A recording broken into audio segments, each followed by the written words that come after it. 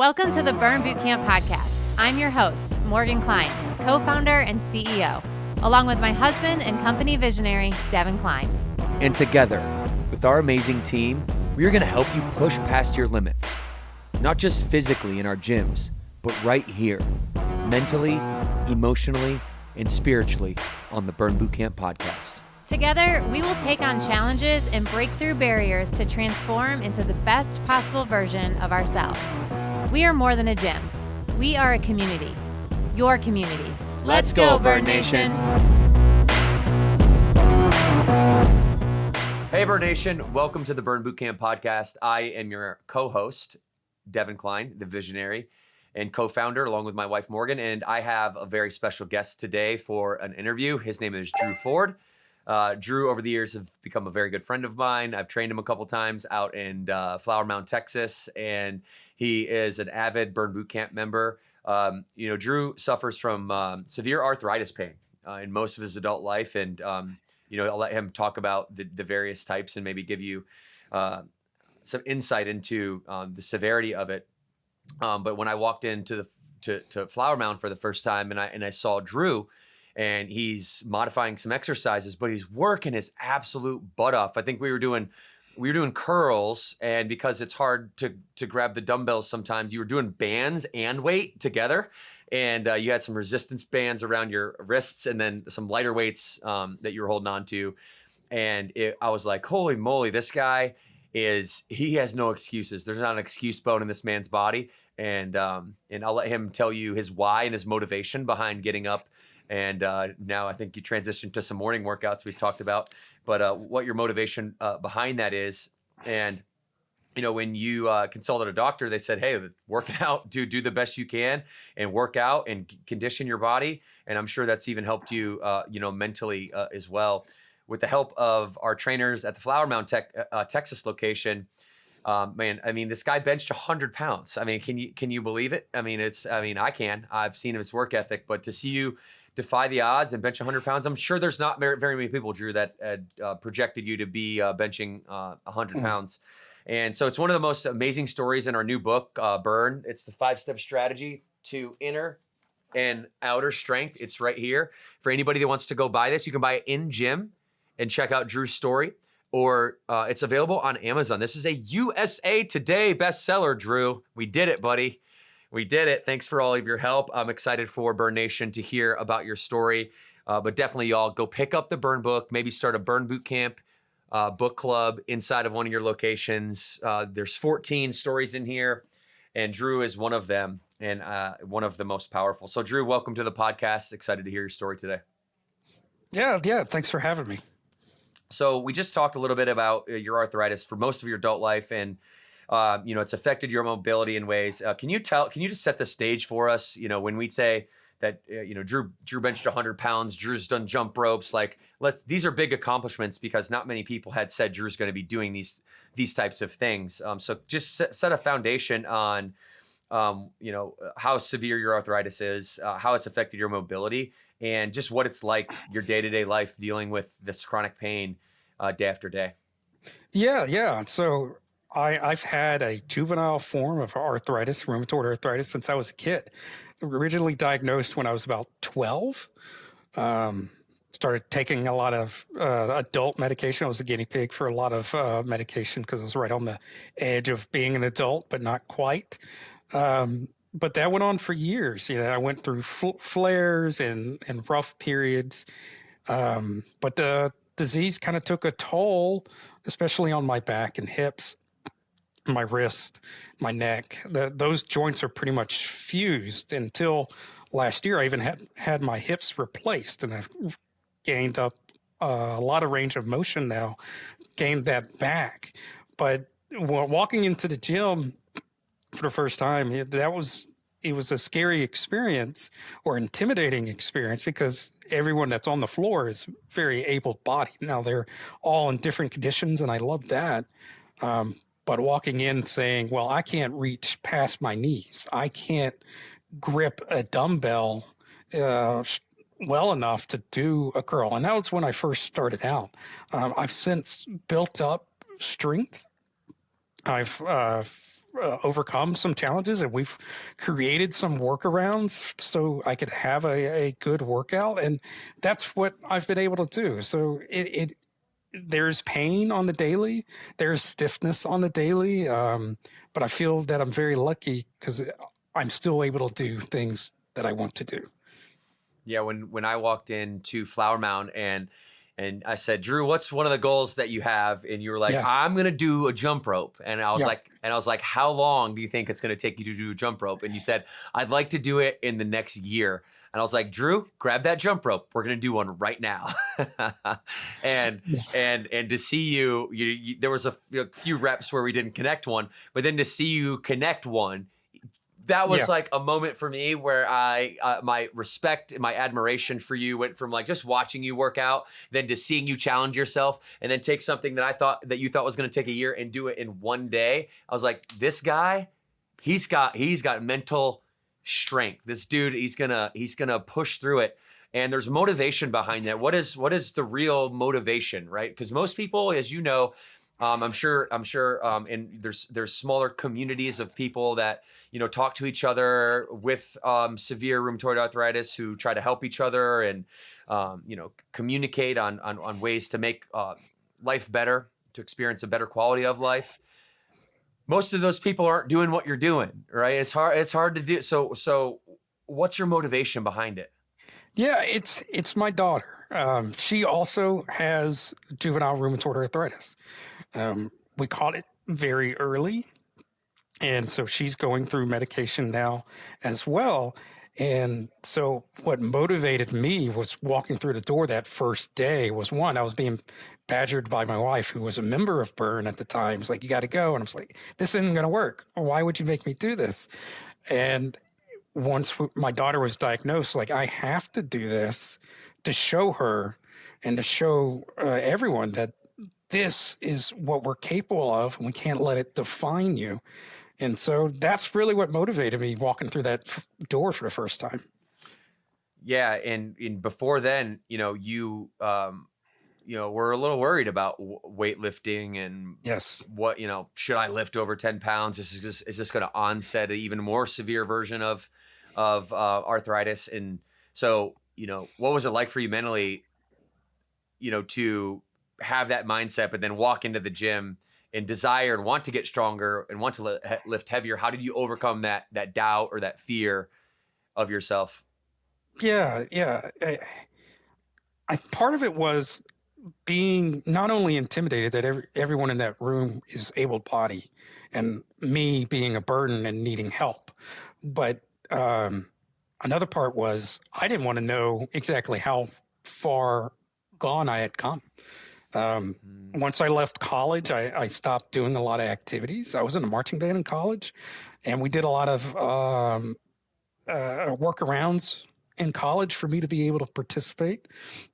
But once I entered the real world, I was working at a desk and doing little things around the house. It was actually kind of painful, lifting anything. So I was worried that I was going to hurt myself, or it just wasn't going to work. Like, I was going to try it. Everything was painful. And to be honest, it was. That first few months, things were kind of painful. But once I started seeing that I was getting stronger and building muscle, and everyone was around me pushing me to do more, that's when I realized, look, this is possible. I'm going to be able to do this. So it was not, there was pain, there was frustration, there was this mental block that I wasn't going to be able to do any of this. But once that went away, I realized that there was a whole new path that I could go down. Well, Drew, you talk about able-bodied versus not able-bodied, but then the way that you describe your experience on coming into the gym and how doubt and fear manifests, that is the same for everybody. It just happens to be that your issue is on the surface and we can see it, right? And it's more clear. But most people that maybe have able-bodied, it's the mental hurdle of believing in themselves just enough to get in there. And that's part of what bonds you at Burn and makes you feel at home, is that everybody's going through that struggle, and the collective suffering in some weird way is what bonds us all together. And wow, you have a community like this. It gets you through anything, doesn't it? Oh yeah, walking through, I know everybody's name. They know my name. We're slapping hands. We're talking about hanging out later. It is definitely a community that was not expecting. Like I thought it was going to be like any like gym that you pay $20 for the month. You walk in, you put your headset on, and then you walk out, and then you're done. But that's not the case here. Everyone is motivating. Everyone's making sure that I have what I need, or they have what they need, and we're working together as a team. And so having that peer relationship has been hugely successful for me. Otherwise, I wouldn't be showing up, 3 and 4 times a week. I wouldn't be pushing myself harder than I did the week before. And so I wouldn't be where I'm at today if it didn't have that spirit and collaboration on the floor. Well, you're such a huge part of it now, and it's no wonder that the burn book and your story in the bird book made you a Flower Mound local celebrity. Yeah. Has that been interesting, weird, different? What feelings do you have around people like now knowing your story and being able to read it and then congratulating you or acknowledging you?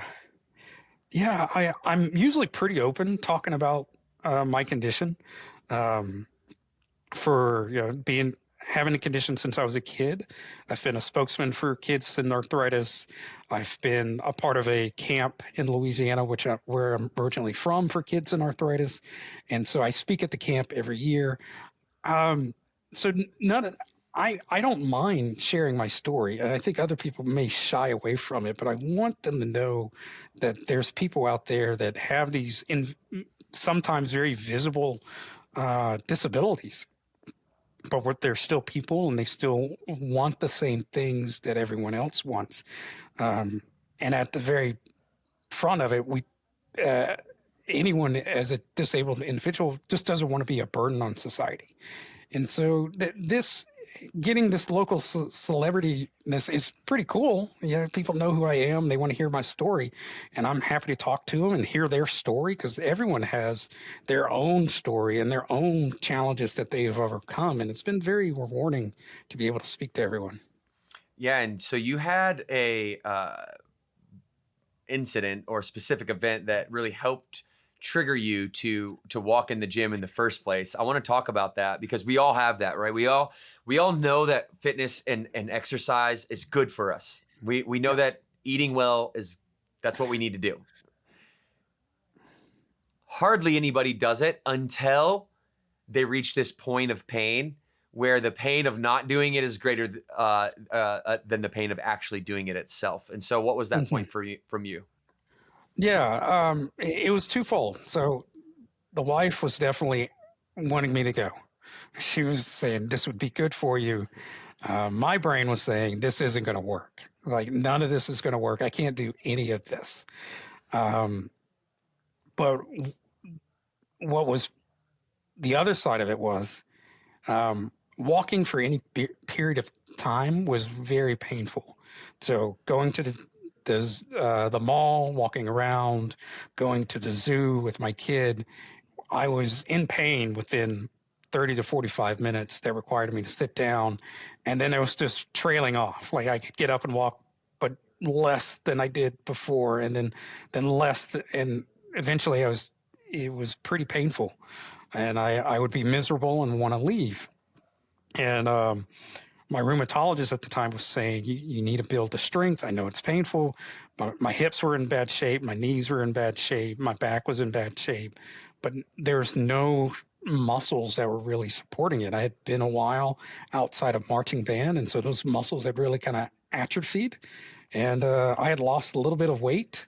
So I was underweight where I needed to be. And so it was, what was motivating was like, if I could just start, if I could just get that ball rolling, I could probably feel better.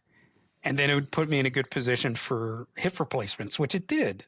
And I'm even in an amazing position than I was 5 years ago. Wow, that's incredible. I'm happy to hear that the hip replacement went well. And Drew, I want to make a point for everybody out there because I think what you experienced when you came to Burn was magical, and it's the reason why Burn has been so successful, and it's more successful beyond what I thought it would ever be. And it's because the word community means everybody in the community. It doesn't just mean the fit people or the fitness enthusiasts that like exercise, that trainers like to hang out and no. It's everyone in the community, able-bodied, non-able-bodied. I mean, there's members across Burn Nation that don't have hands, that don't have a forearm. We make it work because you are a part of our community. You are just as big of a part of the Flower Mound community as everyone else. And we will go out of our way to make sure that you feel comfortable because you deserve that, right? And everybody deserves that. We won't treat you any special or any more different or, give you any more sympathy or empathy than you need. We're going to treat you just like, hey, you're a member. It's time to show up and work today, Drew. And how does that make you feel, knowing that, just that your disability doesn't define you, at least in this setting around people that you really care about, when a lot of times out there in the world where people don't know better, they make judgments just by taking a look at you. Yeah. I think, it makes me feel great that I could walk through that door and I'm not treated differently. And so once I have my setup, I sign up for a camp. I try to make it known that I'll show up at a certain time. And so when I get there, they have my area set up. Everything's within reach. All my modifications are there and I'm good. And knowing that I can walk in and I don't feel like I have to ask for help or demand that let's take this down a little bit.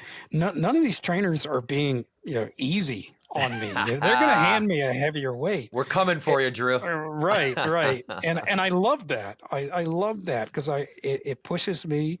And having these regulars that are around me, that I know their name, they know my name, it has me motivated to be consistent and show up, which it has always been difficult for me to take time out and show up and go to a gym. If it's just relying on me to motivate myself, it's after a few months that's going to trail off and I'm just going to quit. I needed something to sustain that work, and the community here motivates and sustains that. So I would love for you just to maybe go through a couple modifications that, just for some staple exercises at the gym. Pick like your best, I don't know, couple, whatever comes to mind, and just talk us through how trainers are modifying these things to keep that intensity level high. I always tell our trainers, there's now 2,200 of them. Can you believe it? We're an amazing group of individuals, professionals, and I always tell them that when you're training somebody and they're at an 8, right? Like out of 10, you got to get them to a 10. You got to get them to a rate of perceived exertion to a 10. And we don't modify the intensity. We might modify the exercise, but that intensity, it's important because that introduces the fear and the doubt of like, oh, I don't know if I can do that. And then you do it and you're way stronger than you ever thought you were. And you're more confident because you overcame the doubt in that moment. Yeah.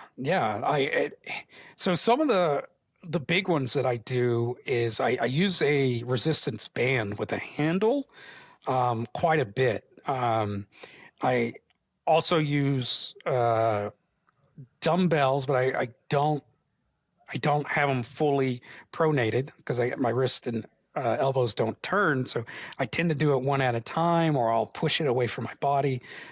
Push-ups are always on one of those boxes, and we put like a burn mat on top of it because it's like that really rough grading material on top of it.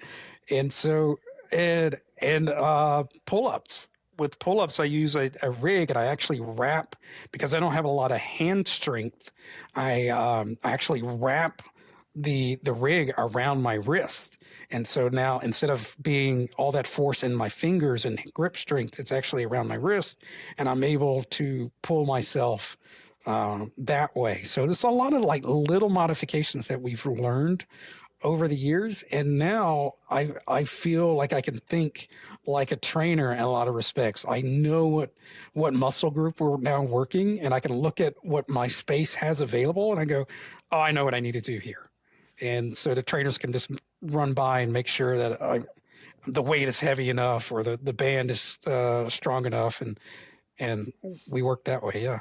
Yeah, I just want everybody to know out there in Burn Nation that you might think that if you need a modification, that you are a burden to the group, or you need a little bit of extra help, that you're, bringing down the group or taking away from other people. Here, let me tell you this, like, training you, Drew, training other people that need help, that's fun. That's exactly the challenge that we like to have on a daily basis, right? Like it's one thing to train somebody who can like jump through the gym, who can do a jump knee tuck 360 and land and do a burpee. That's one thing, and that's fun too. But to help you feel confident because you can walk in and know, bam, there's something that I can do that is specifically designed for me. That challenge is great for us as trainers. We seek it, and it's often the mindset that if we need help, or we aren't necessarily accustomed to being active, in our history, that we're going to be a burden, and that is never, ever, ever the case. Trainers that call members or their burden by any, like, they never make it as trainers. They never make it. And so it's cool to see your progression. Dude, you're doing pull-ups now. When I saw you, which just had to be like right before COVID, probably like 2019, was it? Somewhere in there? Yeah, about at that time. Yeah. We did our jump rope. You weren't doing pull-ups then, I don't think, were you? Or were you? Yeah. So it's heavily modified. So I do like one leg. So I can't pull my whole body off the floor, but now I can lean pretty far back, and I'm almost doing like an incline pull up. Got it. On the burn bars. They're doing the burn bar pull-ups? Got it. The inverted pull-ups. Okay, good. Yeah. I think you can get up on that bar one here pretty soon. I think you wrap the rig around your wrist, get up there, pull up on that main bar. I think you can do that. Yeah. Yeah, I had a trainer try to lift me up there, and we were so close to doing it, and we haven't tried since. So we need to try it again. All right, maybe you just need me to come out there and one time and speed up your pull-up goal by a year. There you go. Yeah, no, it's super cool to hear all this and just to see your enthusiasm around physical activity. Did you ever think that you were going to have this type of mindset around it 10 years ago? Absolutely not. I cannot believe that I plan my week around going to burn. Like I say, here's the burn schedule. Here's my schedule. These are the days I want to go. And I plan my day around that. So no, that was not something I thought I would ever be doing. And now I've been at this location for over 5 years, and I've gone through many different trainers, and they all have been, like you said, just looking at me like, oh, this is going to be a fun challenge. And I haven't run into one bad one yet. Awesome. Well, it's our duty and our obligation to make sure that the trainers that represent Burn Boot Camp all have that same ethos. And so as you started lifting heavier and heavier, let's talk a little bit about what that has done for you mentally. Let's talk about what that's done for you emotionally, spiritually even. What's that done for your family, for your daughter? Now 5 years has passed since you started this, and, she's your underlying, the girls in your life, the underlying motivation for getting you going. And, we'll do far more for those we love than we'll ever do for ourselves. And so there was no surprise when I asked, hey, is Drew still a member? There's no surprise that you were, because I know you've got them pushing you. So how has your physical journey translated into mental, emotional, spiritual health? Yeah. The big part of it is building so much strength and endurance. I can do things now that were very difficult before. And it's like little things, like walking around the mall, just doing a day of shopping with the girls. That was very difficult before. And my daughter absolutely loves the zoo. and we would go, we still go, and I would need a wheelchair or a power chair to kind of get me through the day. I don't need that anymore. Um, the strength I've been able to build, I've put on, just kind of throw a number out there, 25 pounds since I started. So and that's almost all muscle. I tracked it, I measured, I was doing macros really hardcore for a little while. And being able to feel comfortable in my body for the first time, I think as a guy, we don't get a lot of leeway to feel that way. Number one, but being also disabled, um, it was a mental awakening, and like it helped me so much in the way that I view myself and what I'm able to do and what I'm going to be good at as a dad, as a father, as a husband, as a man. Being able to now accomplish those things I thought were just out of reach or just not possible was hugely mentally helpful. So there was this component, feeling great physically, but feeling good about myself was a huge part of it as well. Yeah, it's almost inevitable, isn't it? When you pick up heavier weights, your mind is also forced to do those mental reps simultaneously. Yeah. I always tell people we don't need to worry about the mind-muscle connection. Yeah, you should think about what muscle you're working and try to concentrate your energy there. Where energy flows, intensity goes, right? But if you're lifting and it's heavy, your mind has to overcome yourself. You have to overcome yourself in order to do that. And as your daughter is growing up with juvenile arthritis, I think it is the correct term. Correct me if I'm wrong. And, you've been doing this now for 5 years. How has that impacted her life? I mean, 5 years, I think, how old is she now? She's 9. So she went from like not really understanding it to like now she fully understands everything that's going on, and how you took this up right in those developmental years of her life, 4 to 9 years old, where she's learning everything about life. What has been your feelings, your observations, her reactions to dad and what he does? And I'm sure you guys have a bond, over arthritis, and where is the family at in terms of, because of Drew's, physical and mental, emotional health progressing? What's her outlook now? Oh, it's really good.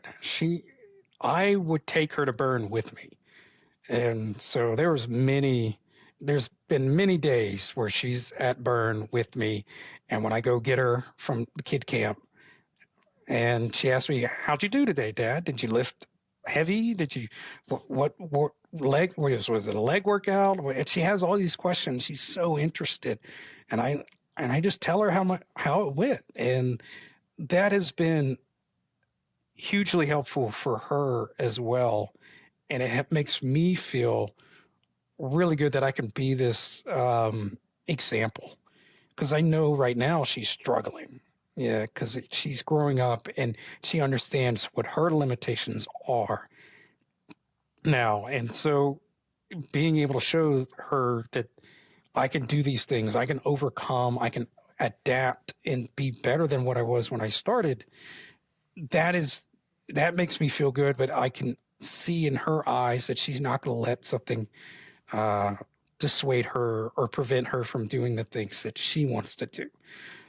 So I love that kid camp is there, because I bring her partially to be able to see me work out and be a part of that. But overall, as a family, we're able to do so much more. We can go to baseball games. We can do these trips and things together that would have been very difficult, or I just would have said I'd rather not, because of how difficult it would have been, or how much help I would have needed before. And so our bond is much stronger than it was before, and it's just getting better. Aren't you glad your wife was badgering you to go to Burn 5 years ago? Yeah, it's funny. She lets me know that she was right. Yeah, I think maybe a big extra kiss that would do good. Um, how has y'all's relationship and been elevated because of your mental health? Great, great. We can take trips, just the two of us. We went Oh to New yeah. York City Oh on her cool. birthday, and we walked all around the city and went downstairs. The stairs used to be the hardest thing for me to do. Um, and now it's I'm slower than the average person, but I can do it. And so going around New York City, which is old city, not very friendly, um, but we were able to do everything we wanted to do. I was able to keep up. We walked all around. We went to shows and museums, walked 4 and 5 miles each day, and that would not have been possible, you know, 6 years before. Yeah, just building those experiences and those memories that otherwise, were Yeah. put on the shelf if you hadn't started working out and resistance training and, following your macros. You still getting your 100 grams of protein or more in every day, Drew? I try. All I right. do my vegan protein shake every day. Okay, good. I tend to like those better than the whey protein, but yeah, I still track to make sure. Okay, good. Well, I'm happy that you are continuing to get that protein in. You know how important it is. I am just honored to be able to cover your story.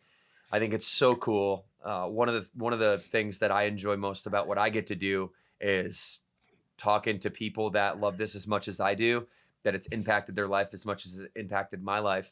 Never obviously the same story. But the 14 of you guys that decided to, be vulnerable enough and honest enough in your stories to put it on paper so that Yeah.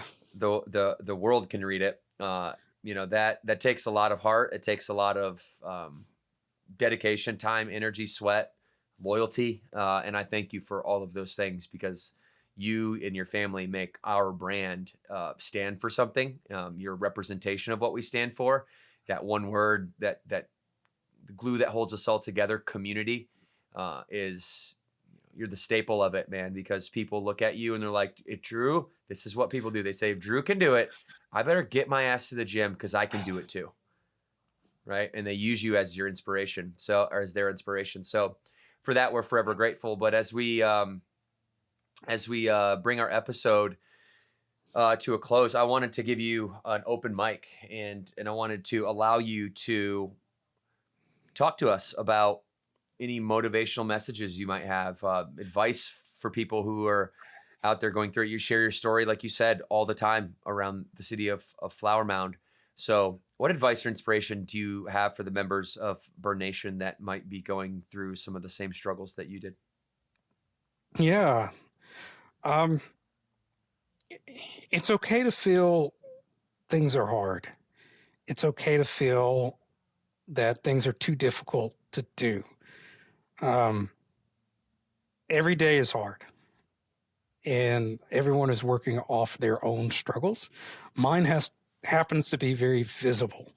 But walking through that door, that's all I have to do. If I can show up and get on the floor, the rest will take care of itself. I'm there. And that's the hardest part that I've always found is I know I want to be there. I know I should be there. But today I'm a little more stiff. I'm a little more in pain. Do I really want to do it today? But somehow I get there. And then by the end of it, I'm very glad I went. And so everyone is working off their own problems, but showing up is the hardest part. And I get that. But once you do, it's worth it. Drew, you're such an inspiration, my friend. Thank you for being here. And I look forward to seeing you and your daughter and your wife soon in the gym out in Flower Mound. And I would like to remind everybody that you can go read Drew's story He elaborated on it pretty in depth today, but you can pick up his story here, and you can read it. The Burn Bootcamp Strategy: 5 Steps for Inner and Outer Strength. We feature 12 workouts, some recipes in here, meal plans you could do in 10 minutes or less. All types of stuff comes in the book, but most importantly, the stories that, just like Drew's, we all come from different walks of life. Drew's is very, very powerful, and I'd like you to check out the other 13 stories too. Drew, thank you for being here so much, my friend. Very appreciated, and we look forward to catching up with you and talking soon. Yeah, thanks again for having me. It's been a pleasure. Thanks. Yeah, absolutely. Like we always do, everybody. 2 claps on 2. 1, 2. See you next time.